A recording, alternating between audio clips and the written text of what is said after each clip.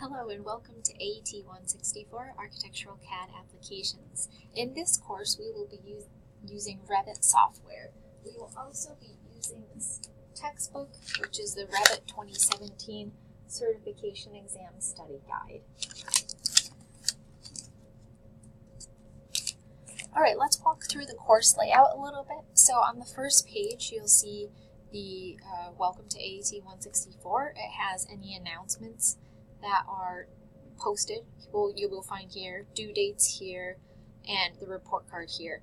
Don't rely on this to-do section though. I would rely on the schedule for the class to stay current with your assignments and up to date and make sure you're completing them on time. So to begin this course, what you're going to do is you are going to go into the Getting Started tab, and you need to complete this online hybrid course orientation module. So this is a hybrid class, which means that we're only going to be meeting for a limited amount of time in class, and that time will be spent reviewing new tools that we need to cover and doing timed quizzes or timed tests. We probably won't use a lot of the time for working on homework, so don't rely on the in-class time to get your homework done. You will have to do that out of class. Hybrid class may also mean that you'll have to do some stuff before you come to class, some assignments or some research so that you're prepared for in-class time. Just to discuss real quick, we use the Carnegie unit to measure the contact hours. So typically for a 3-credit class, you are expected to spend 3 hours per week in class and then do 6 hours per week of homework. There's a certain calculation. So I just say typically probably give yourself about 4 to 6 hours per week for your homework assignments. Okay, so the online course hybrid orientation, if you click in here, there's this welcome video, which you're watching right now, and then you want to go through each one of these tasks. So read through this information, and then in some spots you're going to see action items. So for example, this is an action item. It says for this assignment, review the tutorial on taking screenshots, and then you have to upload something here. But read through each one of these module parts here, and then make sure you complete all the action items as noted. There's also a discussion board post. There's a video like I'm making for you that you have to make for me.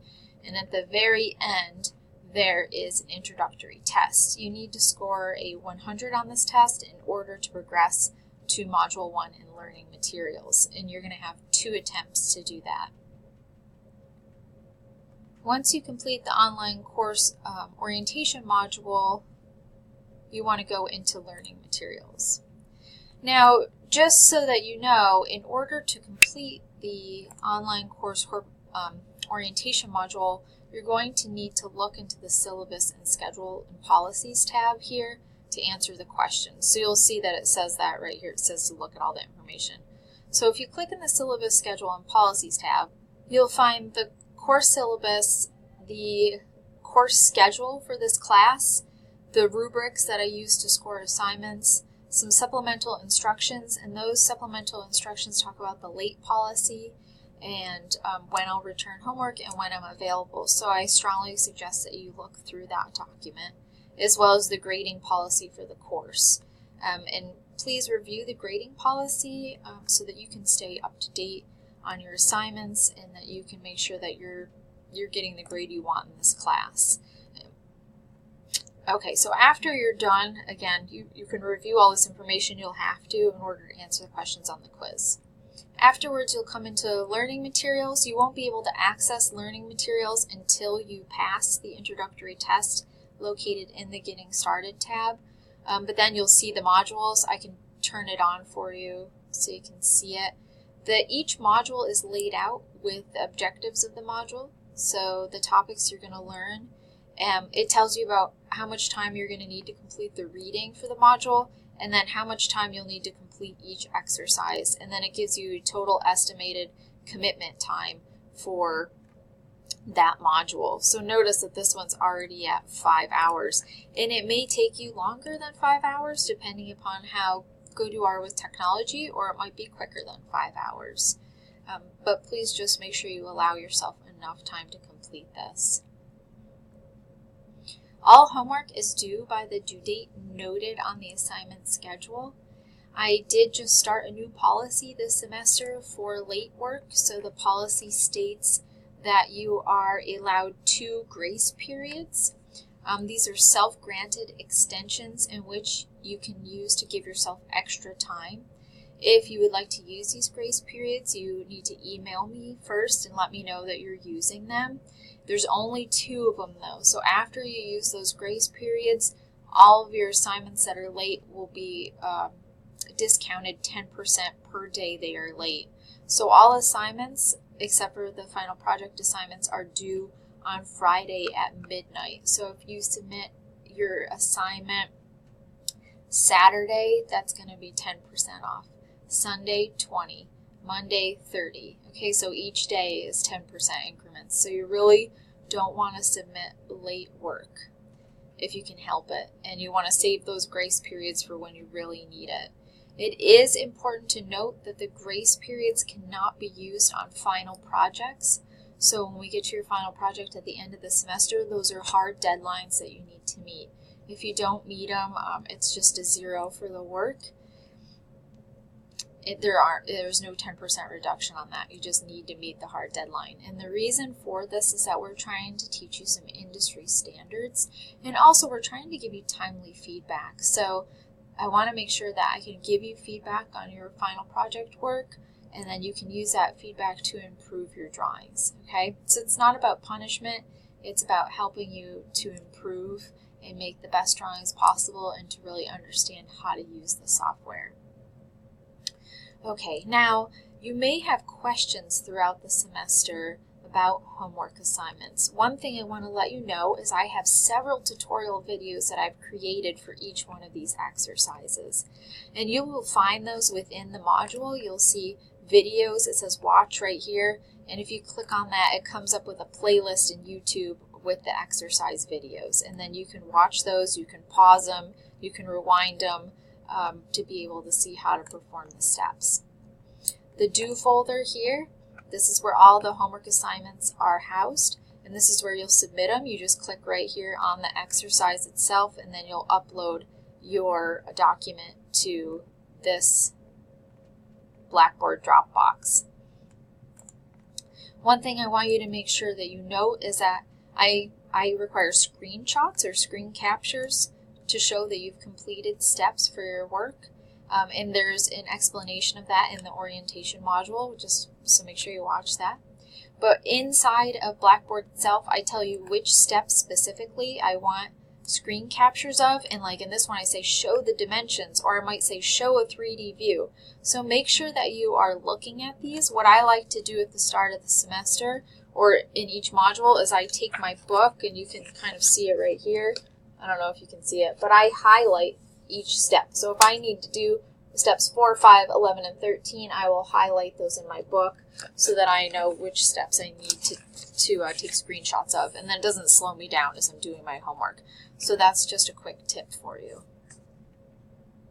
Okay, so now say you're working on your homework and you get stuck. So what I'd like you to do is the 3 before me rule. So what the 3 before me rule states is to use 3 resources before you ask your instructor a question. So one resource is to watch the YouTube video, right? The second resource is to Google the error you're getting. So Revit's fairly, it's widely used, and many people run into the same difficulties. So say you're getting an error message on your screen, or you just can't figure out how to, dimension something properly. You just go to your search window and then type, how do I do something, whatever it is, in Revit, okay? And then it will pop up with maybe a video or an explanation. So that's another way that you can look for help. You can ask a classmate. And then you can also use the Ask the Class forum. So this Ask the Class forum is a place for you to post questions and interact with each other when you have questions. Now, when you post a question to the Ask the Class forum, make sure that you're being very detailed. In the past, I've had students post questions, I don't know how to do the ceiling. And So I don't know how to answer that because I'm not really sure what you're asking me. What would be more helpful is to take a video like the one I'm showing you and say, I've tried to do this, this, and this, and walk through your process for me, and then say, and right here, I'm getting stuck. Or take screen captures and say, I did this step, and then this step, and this step, and then on this one, I'm getting stuck. Can someone provide me with some clarification? And please note that this is a place for your classmates to interact with you first. So I would like for classmates to answer each other and to work with each other. And if you're on the Ask the Class forum a lot and you're answering other classmates, at the end of the semester when we go to do final grades, if you're teetering right on that A, B, that could bump you up to that A because you use the Ask the Class forum to really answer your classmates' questions. Please note right here that the questions posted in this forum will not be answered instantaneously. So it's just impossible for me to answer you within 10 minutes of you submitting your question, or even an hour sometimes, or your classmates, because other people, we all have different schedules. So I might be teaching another class, or your classmates might be in another class. So you need to start your homework early and just expect that a question may not get answered. You might have to take a break on that exercise and move on to the next one until your question gets answered. Okay, so just don't get frustrated, be patient. This is how it's going to be. If you do need an instantaneous answer, I would suggest scheduling an appointment with me so that we can review your assignment together. Okay, and then please make sure that you're checking your grades and that you're looking at the feedback that I give you in Grade Center. A lot of the other information I want to share with you is contained in the syllabus schedule and policies, and also in the quiz, so I won't go over too much more. The one thing I do want to say is that this class is meant to help you be proficient in Revit, so you're going to find that a lot of the tests and quizzes are timed. And again, it's not to make you feel all anxious inside, it's so that we can all learn how to be proficient and quick as we draw in Revit. And that's what people are really looking for. That's what industry professionals have told us they're looking for in our students. So we all want to get jobs after we leave here, and we want you to have the skills that you need, and that is one of the skills is being proficient. So you will find that things are timed, just expect it. You'll also notice that I expect you to score a 90 or above on your quizzes and your tests before you can move on to the next module. So I gave you a lot of information. There's more information on Blackboard for you to look at. If you have any questions, please reach out to me in email. Please make sure that you're addressing your emails in a professional manner. Dear Dr. Gerdo, and then sign it sincerely with your name. Make sure there's no spelling errors in your email. And then one of the main important things when writing an email is try to take that emotion out of it. So sometimes we get a little upset by something or really excited, but make sure that when you're writing that email that you're just expressing the question that you want to ask, and that you pull all that other emotion that could be negative out of there, okay? Because we want to teach you how to communicate on a professional level, and it starts right here in this classroom with me communicating to you and you communicating to me. All right, so I look forward to working with all of you, and I'll see you in class.